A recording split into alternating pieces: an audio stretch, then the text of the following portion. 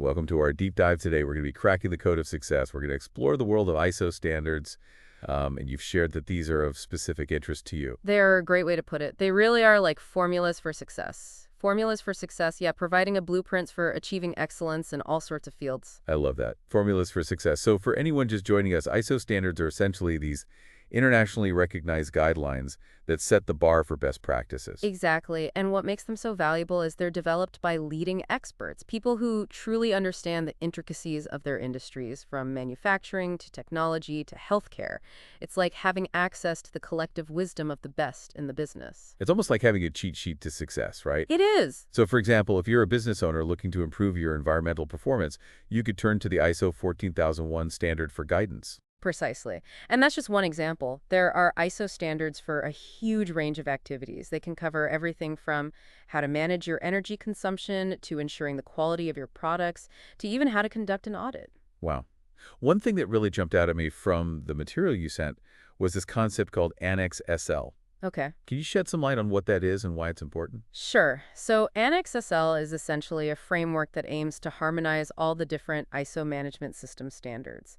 You see, in the past, each standard had its own unique structure, which could be confusing for organizations trying to implement multiple standards. So it sounds like they were trying to streamline things, make it easier for everyone to follow. Right. Annex SL provides a sort of universal language, a common structure that makes it much easier to understand and implement different standards regardless of the specific industry or area of focus. Okay, that makes a lot of sense. Yeah. So it's like having a standardized recipe book where the basic format is always the same, even if the ingredients and dishes vary.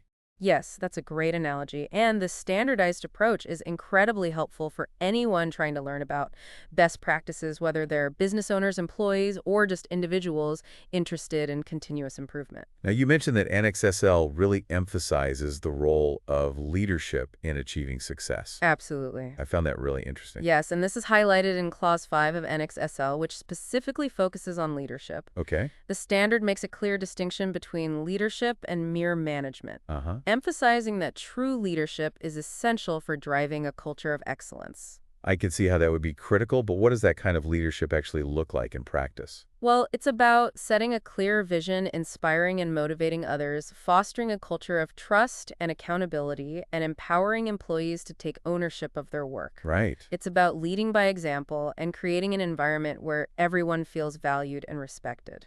And the source material even connected this idea back to Sun Tzu's The Art of War. I know, right? That's when I knew we had to include this deep dive for you. I love it. The quote mentioned is, "Leadership is a matter of intelligence, trustworthiness, humanness, courage, and discipline." While Sun Tzu was talking about military strategy, these qualities are just as relevant in the business world today. It really highlights the timeless nature of those leadership principles. Yes. So strong leadership is the foundation, but what else is crucial for building success according to these ISO standards? Well, another key element highlighted in Annex SL is the importance of understanding the business environment and context. This is all about knowing your battlefield, so to speak. That makes sense. You can't develop a winning strategy if you don't have a clear understanding of the landscape you're operating in. Exactly. And this is where those handy tools, pest and SWOT analogies come in. They're like having a strategic roadmap to navigate challenges and opportunities. Okay, so remind us what those acronyms stand for and how they help organizations gain that crucial understanding. Sure. PEST stands for political, economic, social, and technological factors. By analyzing these external factors, organizations can identify potential opportunities and threats that might impact their operations. So it's about looking at the big picture, the forces shaping the world around them. Precisely. And then there's SWOT, which stands for strengths, weaknesses, opportunities, and threats. Right? This analysis helps organizations take an honest look at themselves both internally and externally. It's like a self-assessment, figuring out where they excel and where they need to improve. Right, and by combining the insights from both PEST and SWOT analyses, organizations can develop a really robust management system that's perfectly tailored to their specific goals and challenges. It's a powerful combination. It is. But this isn't just for big companies, is it? Not at all. These concepts can be incredibly useful for individuals as well. Think about your own personal goals and aspirations. What are your strengths? What weaknesses do you need to address? What opportunities are out there that you can seize? And what threats do you need to be aware of? Exactly. By applying these concepts to your own life, you can gain a much clearer understanding of your own personal context and make more informed decisions to help you achieve your goals. It's all about having a strategic mindset, whether you're running a business or just navigating your own life. Absolutely. And that's one of the things I find so fascinating about ISO standards. They offer valuable insights that can be applied on so many different levels. One thing that really struck me as we were preparing for this deep dive was the emphasis on the human element in achieving success. Yes. It's not just about having the right systems and processes in place, is it? Not at all. You can have the most sophisticated technology and the most meticulously crafted plans, but if you don't have the right people with the right skills and motivation, it's all for nothing. Yeah, it's like that old saying, a chain is only as strong as its weakest link. Right. But how do these ISO standards address that human factor? Well, they actually dedicate quite a bit of attention to it. For example, one of the key principles highlighted is the importance of competence. This means ensuring that your employees have the necessary knowledge, skills, and experience to perform their roles effectively. So it's not just about hiring the right people. Right. It's also about investing in their ongoing development and training. Exactly. And this goes beyond just technical skills. It's also about fostering a culture of learning, encouraging employees to continuously develop their abilities and adapt to new challenges. That makes a lot of sense in today's rapidly changing world. It does. And another critical aspect of the human factor is communication. Uh-huh. Clear, open, and effective communication is essential for ensuring that everyone is on the same page and working towards the same goals. One of our sources put it this way: the tone from the top, set by the highest management level regarding the ethical values, standards, and actions of everyone associated with the organization, is critical to its success. That's a great quote. It really highlights the importance of leadership in setting the tone for the entire organization. If leaders are ethical, transparent, and communicative, it sets a powerful example for everyone else to follow. It's like that ripple effect we talked about earlier. Yeah. But what happens when communication breaks down?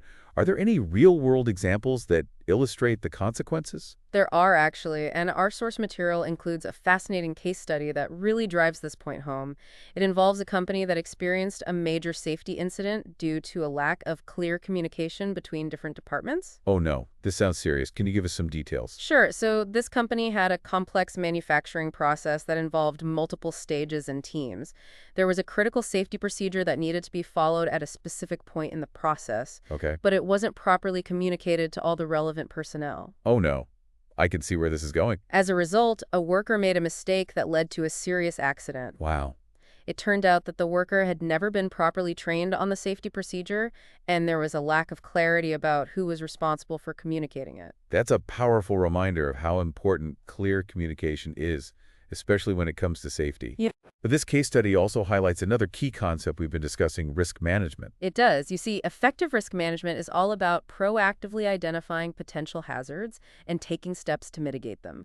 And this case study shows how a failure to properly assess and manage risks can have serious consequences. So how do these ISO standards guide organizations in developing a robust risk management system? Well, they emphasize a risk-based approach to everything from planning and design to operations and decision-making. It's about constantly asking the question, what could go wrong, and then taking appropriate steps to prevent or minimize those potential problems. One of the sources you sent even included a handy acronym for managing risk, the 4Ts. Yes. Can you break that down for us? Of course. The 4Ts stand for tolerate, treat, transfer, and terminate. When an organization identifies a risk, they need to decide how to handle it. If the risk is minor and the cost of mitigation is high, they might choose to tolerate it. So basically, accept the risk and live with it. Exactly. But if the risk is more significant, they'll need to take action. Treating the risk means taking steps to reduce the likelihood or impact of the risk. This could involve implementing new safety procedures, investing in better equipment, or providing additional training. So actively trying to minimize the risk. What about transferring? That's when an organization decides to shift the responsibility for managing the risk to another party. A common example of this is insurance. Ah, that makes sense. So what about the last T, terminate? That's the most drastic option and is typically only used when a risk is simply too great to tolerate, treat, or transfer. It involves completely eliminating the activity or process that's causing the risk. So basically, it's got to get down altogether. Right. It's interesting how this risk assessment process can be applied to so many different areas of life, not just business. You're absolutely right. We make risk assessments every day, often without even realizing it. Yeah. Think about crossing the street. You're assessing the risk of getting hit by a car. Or when you invest your money, you're weighing the potential risks and rewards. It's a natural part of decision-making. Wow, I never thought about it like that. But it makes perfect sense. Mm-hmm. We're constantly evaluating risks and making choices based on our assessments. We are, and that's why understanding these concepts from the ISO standards can be so valuable. They provide a framework for thinking about risk in a systematic and structured way, which can help us make better decisions in all aspects of our lives. Okay, we've talked about the importance of leadership, the human factor, and risk management. But there's another key element that's woven throughout these ISO standards, the concept of auditing. Yes, auditing plays a crucial role in ensuring that management systems are effective and that organizations are meeting their objectives. It's all about independently evaluating performance and identifying areas for improvement. I have to admit, when I hear the word audit, I tend to think of something very formal and intimidating. But one of the things that really intrigued me in the material you sent was this idea of the audit adventure. Okay. Can you tell us more about that? Of course, the audit adventure is a model that reframes the auditing process as a journey of discovery and improvement.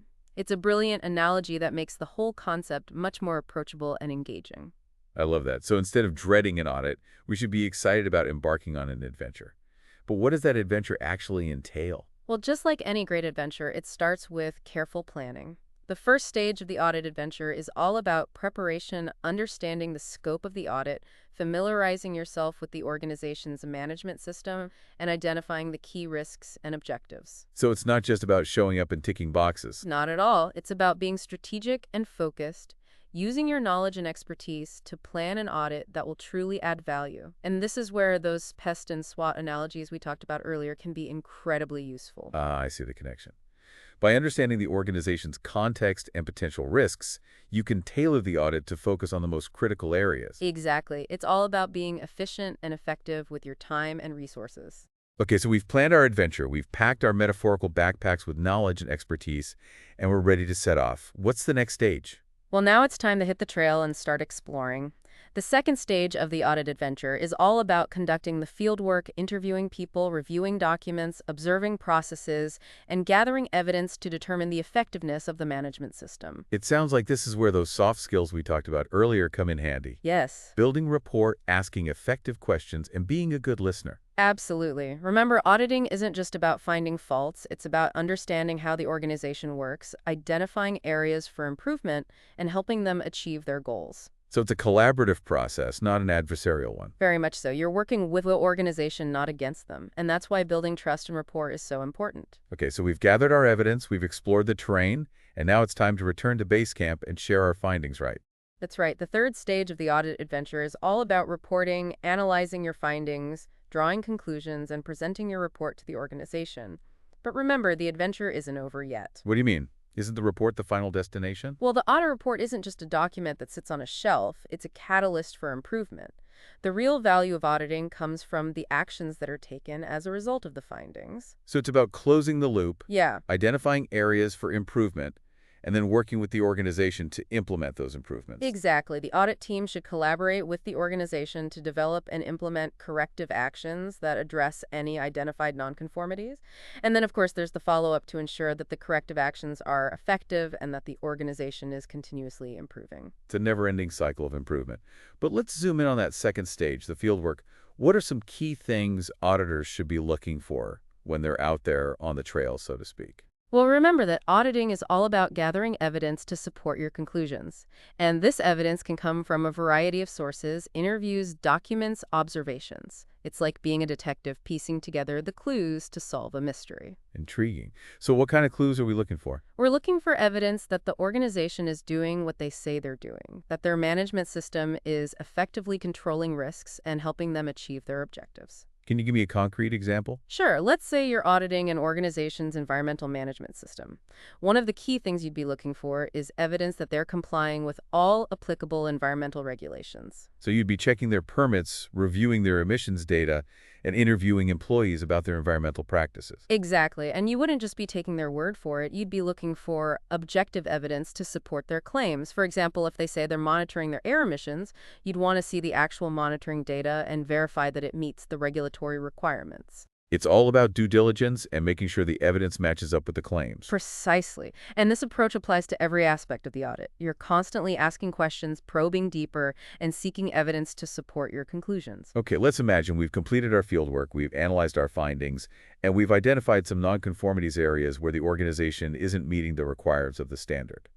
What happens next? Well, the next step is to document those nonconformities clearly and thoroughly, including the specific requirement that's not being met, the evidence that supports the finding, and the potential consequences of the nonconformity. Okay, and then we present this to the organization. Exactly. Typically, this is done during a closing meeting. It's an opportunity to review the audit findings with the organization, discuss the potential implications of the nonconformities, and most importantly, agree on a plan for corrective action. And this is where those communication skills we talked about earlier become so crucial, right? It's not just about delivering bad news, it's about doing it in a way that's constructive and helpful.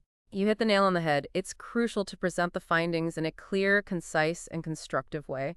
Remember, the goal isn't to punish the organization, it's to help them improve. So it's about being assertive but not aggressive. Exactly. You want to be firm but fair, direct but respectful. It's about finding that balance between honesty and diplomacy. Welcome back to the deep dive. It feels like we've trekked through mountains of information on ISO standards, from their core principles to the human side of auditing. Yeah, and just like any good expedition, we've gathered some valuable insights along the way. Now it's time to share our discoveries, to present our findings in a way that's clear, compelling, and inspires action. That's a perfect segue to what I wanted to discuss, the art of crafting a truly effective audit report. It's not just about ticking boxes and listing nonconformities, is it? Not at all. A well-written audit report should tell a story, a narrative that engages the reader and motivates them to make positive changes. Remember those KFC principles from our source material, know, feel, commit? Yes, it's about going beyond just presenting the facts. You want your readers to understand the information, connect with it emotionally, and then feel empowered to take action. Exactly, and clarity is key. Your report should be well-structured, easy to read, and free of jargon. Think about your audience. They might be busy executives, department heads, or frontline employees.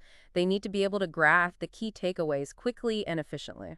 So what are some strategies for achieving that level of clarity? Is it about using bullet points, headings, maybe even some visuals? Absolutely. Anything that makes the report more accessible and digestible. Think about using concise language, breaking down complex information into smaller chunks, and incorporating visual aids like charts, graphs, and diagrams to illustrate your points. It's almost like we're designing an experience for the reader, guiding them through the information in a way that's both engaging and informative. Yes, that's a great way to think about it. And remember, it's not just about presenting the facts, it's about presenting them in a way that inspires action. Okay, I'm really intrigued by this idea. Can you give me a concrete example of how we could apply this storytelling approach to an audit finding? Sure, let's say you identified a nonconformity related to employee training. Instead of simply stating the problem in a dry, technical way, you could frame it as a missed opportunity. Interesting. So instead of saying the company is not providing adequate training on safety procedures, we could say something like, Investing in more robust safety training could significantly reduce the risk of workplace accidents, leading to a safer environment for employees, and potentially even saving the company money in the long run. I see the difference. It's about painting a picture of what's possible, not just what's wrong. It appeals to both their emotions and their sense of logic. Exactly. And don't be afraid to use real-world examples and anecdotes to bring your points to life. Remember that naked royalty story we discussed earlier? Oh, I'll never forget that one. It was a hilarious example of miscommunication, but it also highlighted the importance of clear and concise language. Exactly. That kind of story sticks in people's minds and makes the report more memorable. It helps them connect with the information on a deeper level. But let's be honest, sometimes audit findings aren't exactly good news. How do we deliver those tough messages without demoralizing the organization? It's a delicate balance, isn't it? It is, but our source material had some great advice on this. It emphasized the importance of being constructive, not critical, instead of pointing fingers and placing blame focus on the root causes of the nonconformities. So it's about understanding why the problem exists, not just that it exists. Right, and then instead of just listing problems, offer practical recommendations for improvement. Instead of saying, you're doing this wrong, try framing it as, here's a more effective way to achieve this outcome. It's a subtle shift in language, but I can see how it would make a big difference in how the message is received. It does, and always remember to acknowledge the positive aspects of the organization's performance, highlight their strengths, celebrate their successes, and express confidence in their ability to improve. It's about focusing on the potential, not just the problems. Precisely. But at the same time, don't sugarcoat the truth. Be honest and transparent about the potential consequences of inaction. The goal is to motivate them to make positive changes, not to lull them into a false sense of security. So it's about finding that sweet spot, being honest but hopeful, direct but encouraging. Exactly. It's about being a partner in their journey towards excellence. Now, beyond the content itself, are there any structural elements that are crucial for an effective audit report? Absolutely. A clear and logical structure is essential for guiding the reader through the information and ensuring that your key messages are effectively communicated. Our source material actually recommended a specific structure that's commonly used for audit reports. Oh, I'd love to hear about that. What are the key elements? Well, it typically starts with an executive summary, which provides a concise overview of the audit's purpose scope and key findings. Think of it as the elevator pitch for your report. So it's the TLDR version, the key takeaways for busy executives who might not have time to read the entire report. Exactly. Then you move into the body of the report, which delves into the details of the audit findings. This is where you present the evidence you gathered, analyze the nonconformities, and offer recommendations for improvement. And I imagine this section is often organized by department process or area of focus. You're right. It's about breaking down the information into manageable chunks and presenting it in a logical flow. Okay, so we've got the executive summary and the body of the report. What comes next? Well, the report typically concludes with a section on conclusions and recommendations.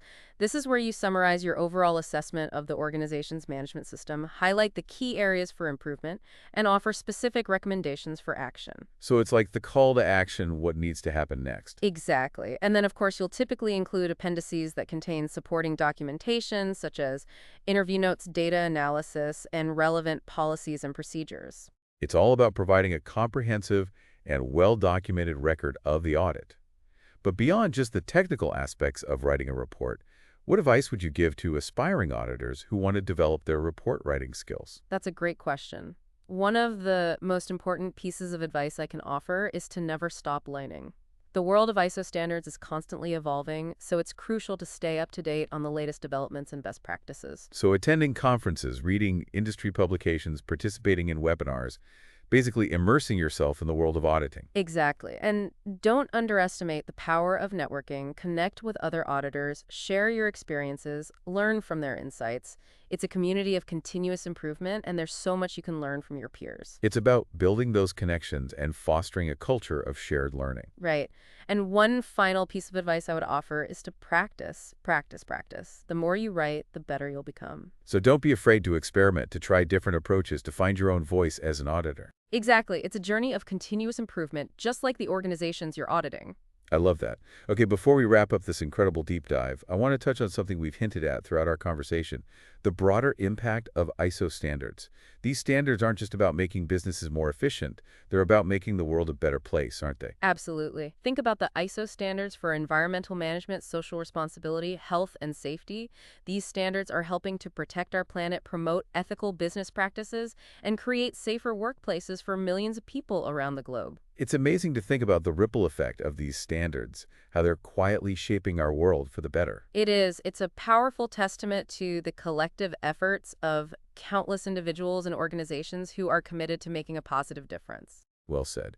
We've covered a lot of ground in this deep dive, from the foundational principles of ISO standards to the art of auditing, the power of continual improvement, and the importance of effective communication. I hope our listeners feel inspired to embark on their own audit adventures and to embrace the transformative potential of these remarkable standards. Me too. It's been a joy to share this journey with you and our listeners. To you as well. Until next time, happy auditing, everyone.